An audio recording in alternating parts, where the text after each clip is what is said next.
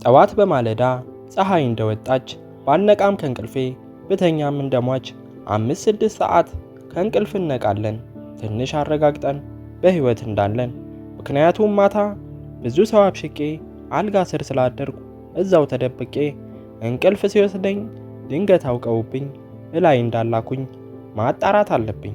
ዞር ዞር ብለን ካጣራም በኋላ ውጪውን ጎብኝተን ሻይ እስከሚፈላ ማለት ምሳ እስኪደርስ ወኩን እየበላን ማታ ሰንቺፕስ ጁስ ብስኩት ያበደረን ባለሱቁ ቆሞ ስለሚጠብቀን በጨዋነታችን አንገታችን ደፋ በኮፍያ ከለል ያለብንን ዕዳ ብድር ላለመክፈል ፈጠን እያል እንዳይጠራኝ ደግሞ ስለሚፈልገኝ ቅንድቡን አቁሞ በቅያሱ ታጥፈን አንሄድም ወደ ላይ በጎን ልታጠፍ በጊዜ ሳልታይ ያበደረኝን ብር ሳልከፍል ብዙ ወር የሚከታተለኝ ስላለኝ ፎሎወር። በዚህ አይነት ሁኔታ አልቆ ጉብኝቱ ወደ ቤት ስመለስ መሽቶብኝ ሰዓቱ ጥጋበኛ ውሻ ድንገት አባረረኝ።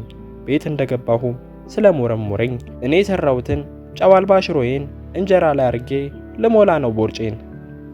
አቤት የኔ ሞያ አቤት የኔ ነገር በርበሬም የለውም እውነት ለመናገር።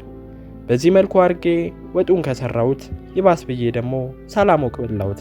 ሽንኩርትም አላረኩ ሚከትፍልኝ ጠፍቶ በእንዲህ አይነት ሁኔታ ቦርጫችን ተሞልቶ ጉዟችንን ቀጠልን በሌላኛው አቅጣጫ። በዚህ በኩል ሽታው ያጦዛል አፍንጫ። ዱቤ ከማይሰጡት ወፍጮ ቤት አጠገብ ግዛቱን አስፋፍቶ ካለው ትልቅ ክበብ ራሴን ቀይሬ ገብቼ ልጎበኝ። አንደኛው ሰካራም መጣና ሰደበኝ። ሌሎች ሰኪዎችም እንደዛው መሯቸው። ኳስ ደግሞ አለ ዛሬ ጭራሽ ደርቢ ናቸው። ሰኪዎቹ መጥተው እያዩኝ በሰፊው የትላንቱን ቲቪ እሱ ነው አርጋፊው ብለው ጠብ ጀመሩ ሊመቱኝ ፏ ብለው።